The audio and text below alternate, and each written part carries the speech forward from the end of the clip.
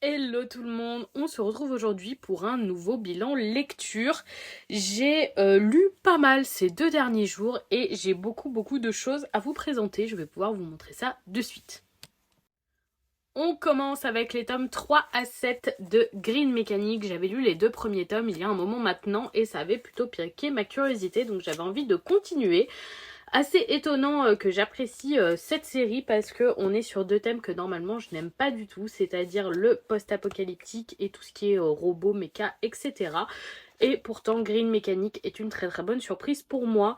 Le gros point fort à mon sens, les planches, sans aucune surprise, qui sont très qualitatives. Les dessins sont vraiment super bien travaillés et j'apprécie beaucoup. Les tomes 3 à 5 étaient un petit peu entre guillemets lourds parce que notre héroïne qui s'appelle Misha est chiante. En fait, elle se voile complètement la face sur un des personnages et on a fortement envie de la secouer. Mais les tomes 6 et 7 étaient vraiment super bons, pour ne pas dire excellents. On a vraiment une intrigue forte qui commence à se former et j'ai beaucoup apprécié ces tomes.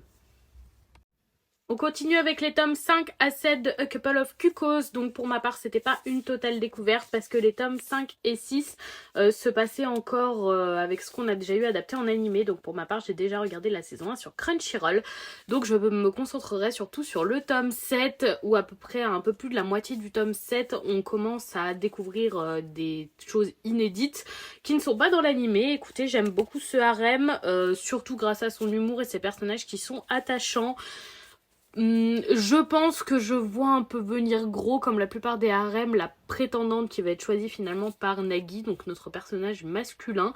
Malgré tout, ça donne envie de continuer à lire, mais quand je vois le nombre de tomes, ça me fait un peu peur. Donc à voir s'il y a une saison 2 de l'animé qui est annoncée. Peut-être que je favoriserai l'animé tout simplement par un manque de place dans ma mangatech.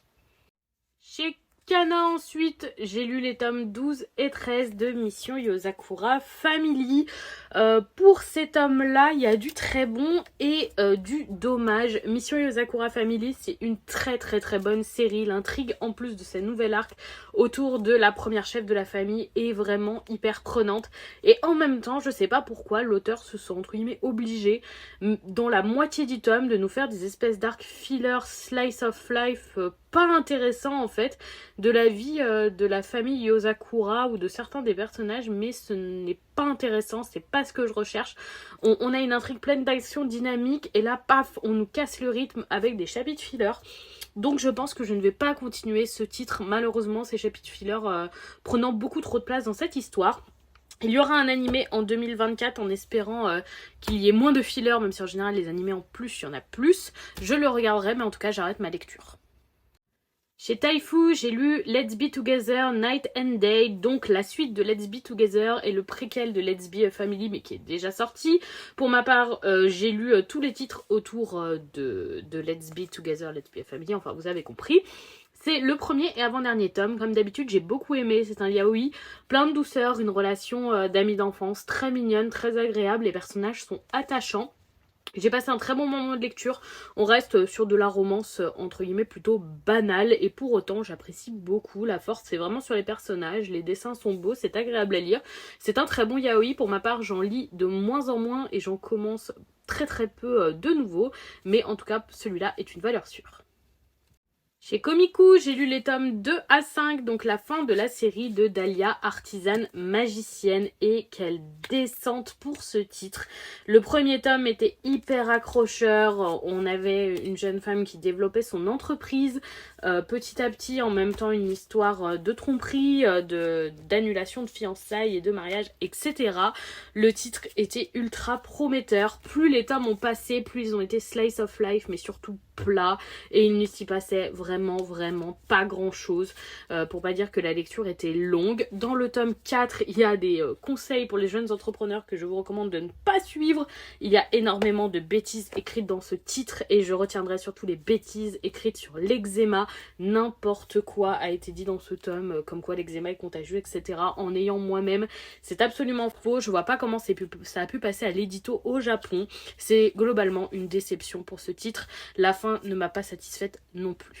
Et on termine avec Ron Kamonohashi Deranged Detective chez Mangetsu, donc les 2 premiers tomes qui sont sortis en pack assez récemment. Idem, déception pour ce titre. Alors le premier tome partait plutôt bien parce que l'humour est assez accrocheur, même si par moments il est un peu lourd. Et finalement on se retrouve avec un énième titre de détective. Malheureusement il y en a beaucoup trop en ce moment et on a vraiment cet effet un peu, on est noyé sous ce genre de titre, je trouve. Encore un titre avec un détective surdoué mais loufoque qui va résoudre sans aucun problème différentes histoires. On va juste pour le moment dans ces deux tomes en tout cas enchaîner des histoires sans véritable fil conducteur, à part peut-être une apparition d'un groupe d'antagonistes, mais rien qui aura suffi à piquer ma curiosité. Si vous êtes fan de ce genre, ça vous plaira. Si comme moi vous êtes déjà un peu lassé des histoires enquête détective, effectivement ça ressemble beaucoup aux autres. Et voilà donc pour mes lectures d'hier et d'avant-hier. J'ai été bien productive et pourtant malheureusement beaucoup de déceptions dans ce tas. C'est dommage, mais bon, ça arrive, comme quoi on ne le dira jamais assez, mais c'est pas parce qu'on reçoit gratuitement qu'on donne toujours des avis positifs, comme vous avez pu le voir, ce sont tous des mangas que j'ai reçus en service presse.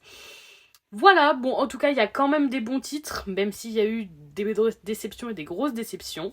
Dites-moi si vous avez lu certains de ces titres, ce que vous en avez pensé. Je suis vachement curieuse. N'hésitez pas à me dire par message ou sur TikTok en commentaire. J'aimerais beaucoup savoir.